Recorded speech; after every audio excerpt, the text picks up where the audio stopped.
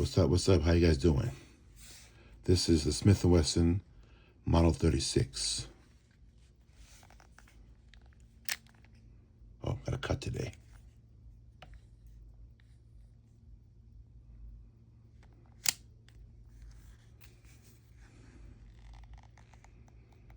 It's lightweight.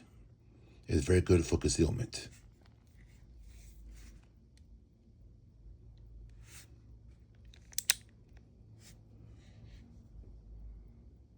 Pow.